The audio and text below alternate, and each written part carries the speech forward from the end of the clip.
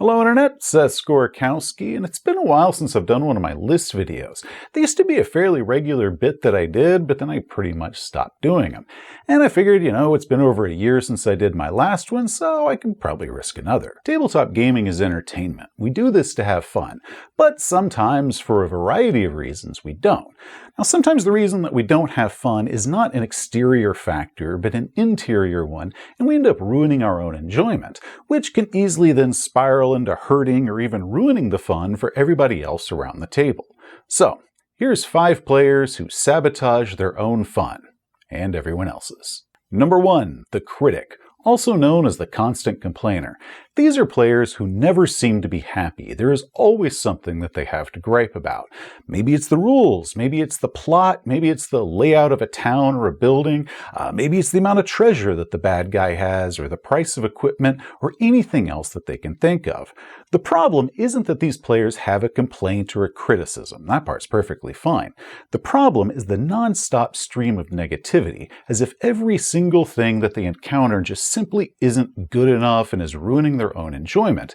And then often they try to rally the rest of the people around the table into joining them into hating on whatever it is that they don't like. It's really dumb that armor class is either all in or all out. I either hit them for the regular damage or I just don't hit them at all.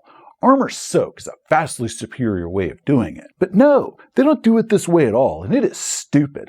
Other games do this better, don't you think? Yeah, I guess. I've always liked armor class. And why are there 3 guards on patrol? That is too many.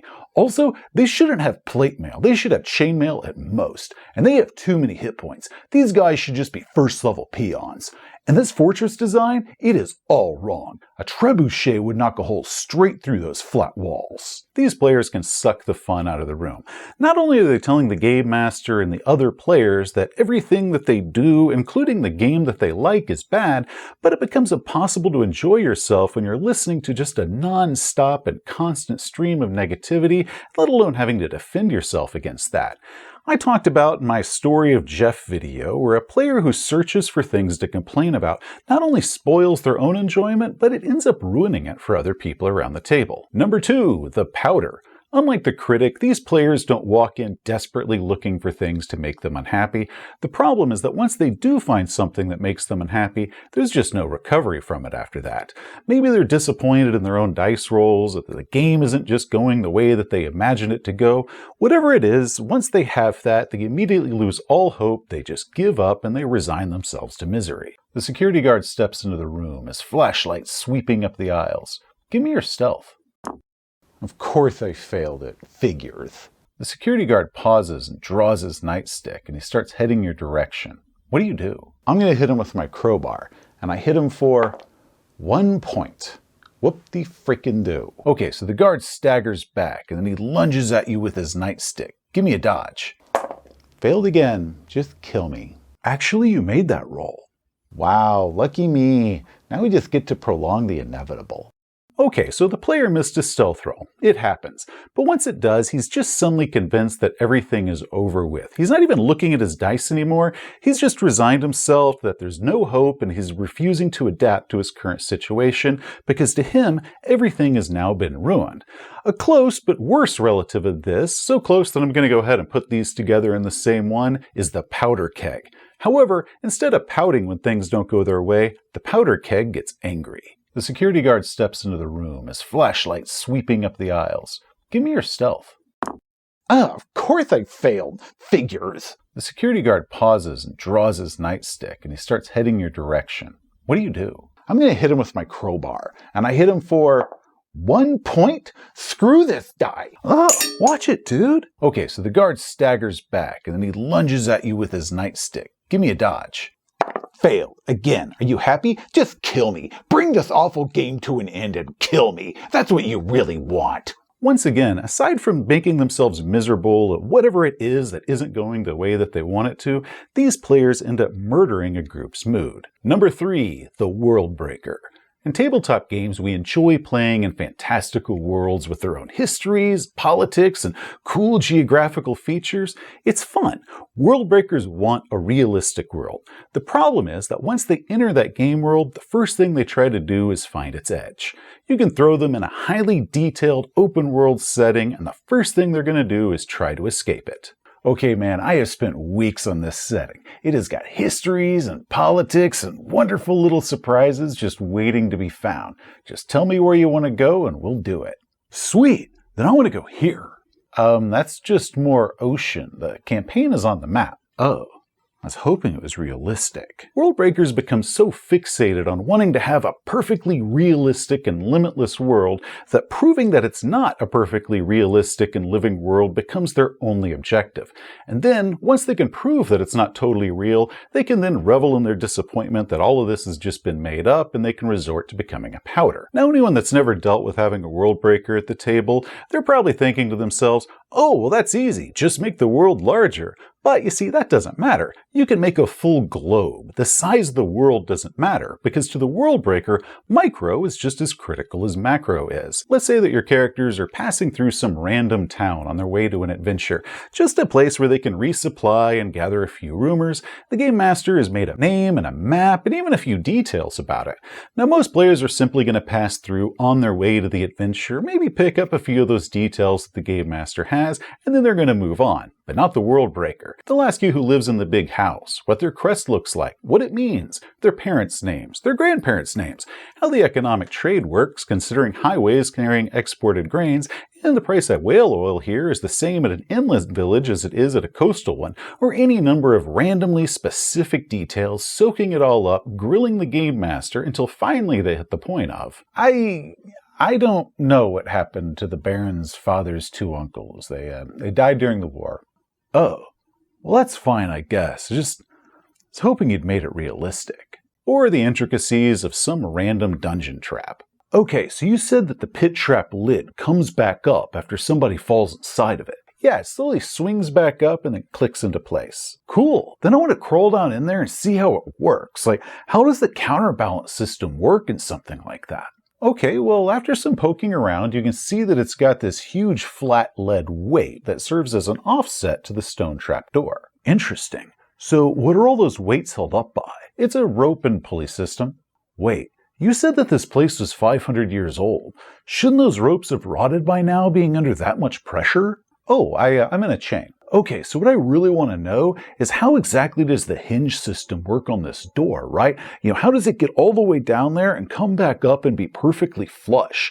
Also, how much does this door weigh? Is it like a solid piece of stone that's been cut to look like it's made out of the different flagstones? Or are they a bunch of flagstones like fused together or maybe on sort of metal plate? And how many pulleys are down in there? Like how exactly does that pulley system work in order to do that smoothly?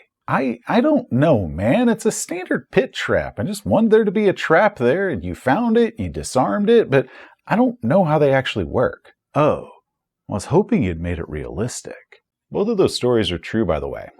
Same dude. The problem with the world breaker isn't that they're interested in the game world or that they want realism. That part's perfectly fine. The problem is that in their obsessive need to dig and pry until they're able to find the edge of that game world, they completely ignore what's already there in front of them. Can't see the forest for the trees sort of problem. Then, once that illusion is broken and the magic is gone, then nothing else matters anymore. It's kind of like a kid at the end of Christmas. They opened up all their presents, they got everything that they wanted, but now they're bummed out that they're completely out of presents to open. I'm still salty about that pit trap thing. I spent all week on that dungeon, and the very first pit trap he comes across just derails the whole thing. These videos, the reason I make them is like 95% therapy for me. Now with these first three types, there is no intent. They aren't doing this on purpose, it's just simply a problem of mindset. In my video on the RPG social contract, I talked about how all the participants in a tabletop game must make the conscious decision to be open and be receptive to whatever it is that the game offers, and not walk in with some stipulation that it must meet some threshold or criteria before they can begin having fun.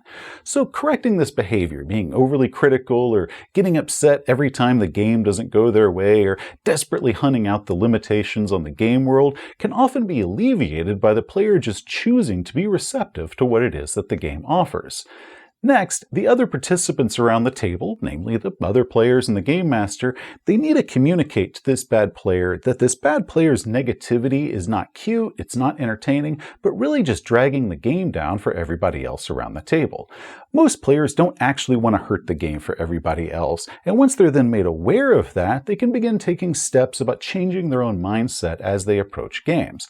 However, for these next two types, these aren't players who are unintentionally spoiling the fun for themselves and everybody else. For these, it's intentional. Number 4, the Agitator. These players intentionally cause issues, maybe talking crap or acting hostile, interrupting things to ask about rules that they've pretended to forget, and doing whatever it is that they can to get under the game master's skin. Then, once they're called out on it, they throw out the old, "I'm just messing with you, God, chill out." Then they berate the game master for being upset about that. Even if the player then stops that behavior at that point, the damage has already been done. The game master is upset, they're possibly on edge, and now they're going to be more prone to be making mistakes, which in effect, now the game is going to be suffering because of that. And while there could be several reasons behind this behavior, the two big ones are 1, the player's a dick. They're just a bullying ass who gets off on upsetting people. And the second reason is that it's a tactic. The player is intentionally trying to upset the game master, or maybe it's a game master trying to intentionally upset a player as a means of psyching them out. Smack talking or mind games are a popular tactic in sports and competitions where you're trying to throw your opponent off their game, get inside their heads and cause them to make a mistake. So from the agitator's point of view, that's all that they're doing here. However, most tabletop games are not competitions, so throwing your opponent off in order to screw them up and have them make mistakes, that doesn't enhance the game at all. It really just sinks the game. I talked about in my player versus game master video of why approaching a game with the intent of beating the other side causes both sides to lose. So whatever motive the agitator has for doing whatever it is that they're doing, either being that they're an asshole or they're just trying to get a competitive edge by being an asshole, the results are going to be the same. The game as a whole suffers, and they might find themselves soon without a group to play with. Finally, the number 1, or at least it's my number 1. I think most viewers are actually going to disagree with this one, but it's my RPG philosophy video, and I really, really hate this one. The Tester. Mike, a letter from your brother arrives in the mail, and it's postmarked the same day that he mysteriously died. I'm going to toss it in the fireplace. Don't you want to open it first? Hell no, because if whatever caused his death is in that letter, I want no part of dying myself, so once that letter's burned up, I'm going to catch a movie.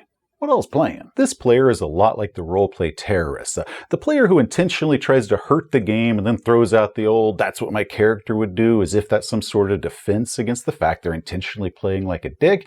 I have a whole video that I've dedicated on this type of player. Testers are similar, a subspecies of the role-playing terrorist, if you will. However, their motivation behind doing it is different. That was a good game, Seth, and I'm happy to say that you passed the test. Test? Dude, you murdered every NPC contact, you hid clues from the rest of the party, you even set your own car on fire just so the rest of the group couldn't investigate the old mine shaft. I was just trying to keep you on your toes and see how you handled it. You still managed to pull it off pretty well, so you passed the test. Congratulations. Testers believe, or at least they pretend to believe, that their actions are noble. They're trying to help the game master improve by smashing the game, or are trying to gauge how well the game master responds, to deem if they're worthy of being their game master, like this is all some sort of tryout. Chances are good that their behavior is going to end up sinking the game and ruining everybody's fun. And in the best circumstances, the game master and the players, they all adapt to whatever the tester is throwing at them. We're still going to manage to have fun. However, even if I do pass and the tester has deemed me worthy of being their game master, I'm not going to be their game master anymore. I'm not going to play with that player again. I'm not here to be tested or be performance evaluated. I'm here to have fun. And if that player is sitting at my table, it's because I want that player there, and any qualifiers that I have as a game master were already met before they sat down with me. And the same thing goes whenever I'm a player in another game master's game, then I've already considered that they're worthy enough to be my game master because that's the whole reason I showed up in the first place. Now, if over the course of getting to play with this person, any natural issues might arise that cause one or both of us to reevaluate our relationship with with one another. That happens. That's no big deal. But squandering your playtime in a group by intentionally doing bad behavior in order to test to see how they're going to do it, that's not the time to do that. So in the end, no matter how I score, a tester's results are always going to come up that they need to find a new game master after that. And maybe had they spent their playtime with me actually playing the game and getting to enjoy our time together, then maybe they'd still be in a group and still be having fun, which, after all, having fun is what this is all about. Hey, thanks for watching. If you enjoyed the video, please give it a thumbs up. If you want to see some more of our stuff such as game reviews and how-tos and more RPG philosophy, just hit that subscribe button. Till next time, amigos, stay awesome. You know, you're really lucky that all I asked you about was a simple pit trap and not that light trap from Raiders of the Lost Ark. I've spent my entire life trying to figure out how that thing works.